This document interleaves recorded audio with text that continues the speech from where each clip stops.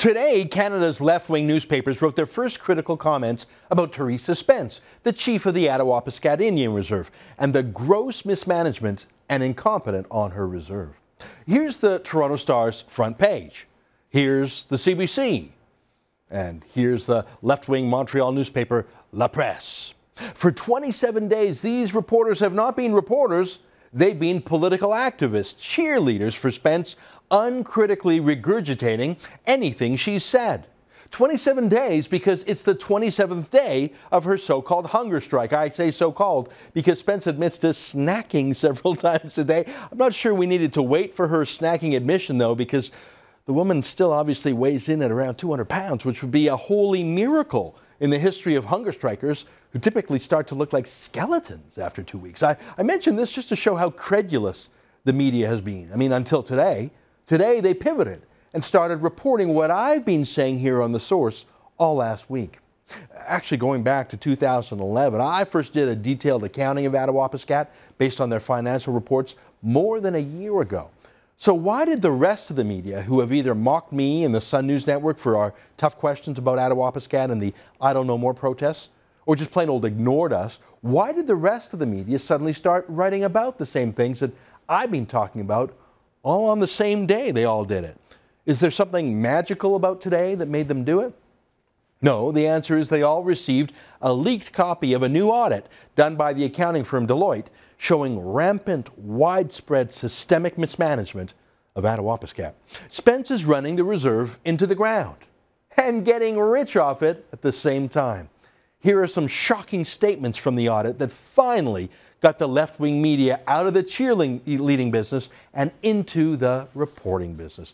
Quote, "During our audit of your payroll cycle, we were informed that internal checks involving the selection of random timesheets and comparison to amounts recorded and verified are not being done. Furthermore, although the paychecks are signed by 2 officers having signing authority under your policy, prior to this stage, it appears that management does not conduct a review of the pay run or authorizes the printing of checks prior to it being done," unquote. Did you get that?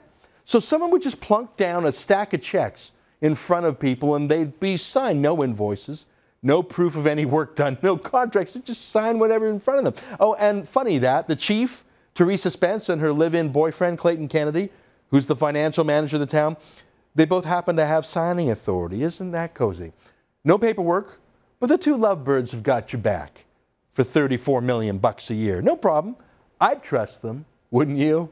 You know, any organization writes down their decisions of meetings. They're called minutes of meetings. But Attawapi-Scandal isn't just a business or something like your local Rotary Club. It's the government with enormous power over the lives of everyone who lives on the reserve. And it's the place where all the government money goes. But here's what the auditors said Attawapi-Scandal did, and I quote again.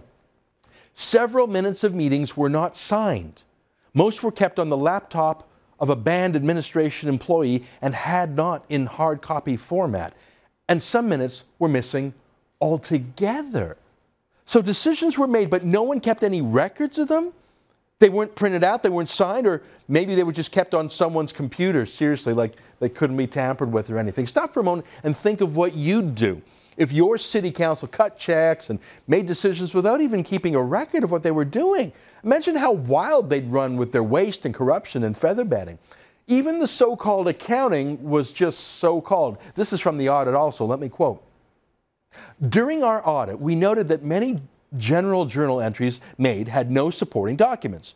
When asked for explanations of the entries, often none could be provided," unquote. So even if an expenditure was written down, no one knew what it was for, who did any work, if there was a contract, if there was an invoice, and the so-called accountants couldn't even provide a verbal explanation when the auditors later asked them. $34 million a year this place goes through. So what's their budget like? Are they sticking to budget? Well, yeah, about that. Quote, "During the current fiscal year, budgets were not compiled. We believe that the First Nation has an urgent need for a budget in order to prevent or minimize future deficits and to be able to operate within First Nations available funding," unquote. There's no budget, no plans, no rules. It's whoever can get a blank check in front of the chief and her boyfriend. That's budgeting up there. No wonder a town with so much money poured into the top of the funnel leaves so many at the bottom poor with leaky roofs and shoddy homes. I mean, $34 million from the government last year. 3 chiefs on the payroll, 18 aldermen on the payroll. The chief's boyfriend's on the payroll, the financial manager he is, at $850 a day plus expenses. But no one has bothered to write a budget for this place? Households have budgets. High school clubs have budgets. Kids with an allowance make budgets. You don't need an $850 a day financial manager to know you need a budget. But they do have an $850 a day financial manager. But they don't have a budget or record keeping. It's shocking. No wonder the CBC, the Toronto Star, La Presse, all the left-wing newspapers have been in love with Theresa Spence and have pretended she's been on a hunger strike for a month. No wonder they finally turned on her. I mean, what I've just shown you in that audit is pretty damning. You just can't pretend anymore that everything's fine, right? Except, and I'm sorry about this, I just played a trick on you. Every comment I read was actually from the auditors of Attawapi-Scandal. I read it word for word. I even showed you the management letter by the auditor. That's what we had on the screen there. But that's not from the audit leaked to the left-wing press today. That's from the public audit that has been on the Attawapi-Scandal band's website for a year. The same place all of my financial information has come from this past week of shows, and even on last year's show about Attawapi-Scandal. My point is, all of the problems that were detailed in the new audit were detailed in that were leaked in the audit leaked to the left-wing press today, that they ran breathlessly like they had some scoop. It's all been out there. I've been talking about it. It's been on the band's website. Check out ATTAWAPISKAT.org yourself. I mean, the media party just didn't care about this because you don't dare ask tough questions of politicians if they're Indian chiefs, right? Because that would be racist, right?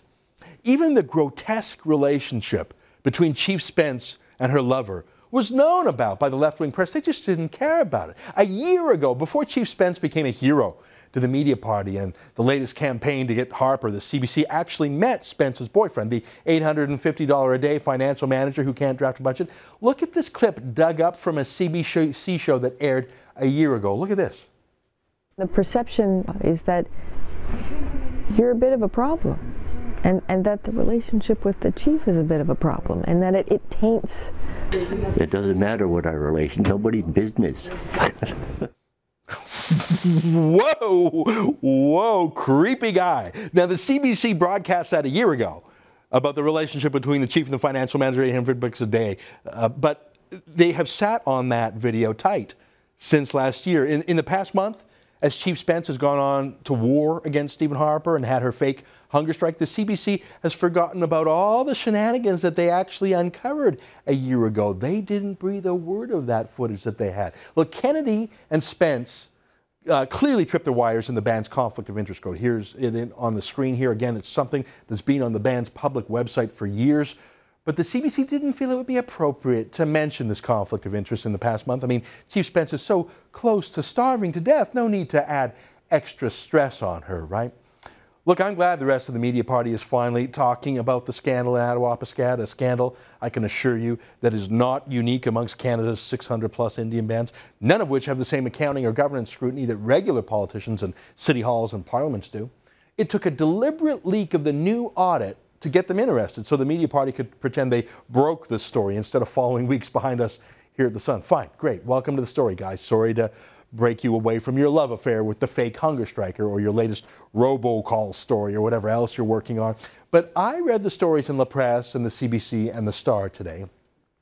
And then I managed to get a copy of the new audit that they were all reporting about, the one leaked to them. And do you think they reported on it objectively today? Do you think that you can trust them to tell you what that new audit of Attawapi-Scandal actually says? Of course you can't, because the media are still in the tank for corrupt Indian band accounting.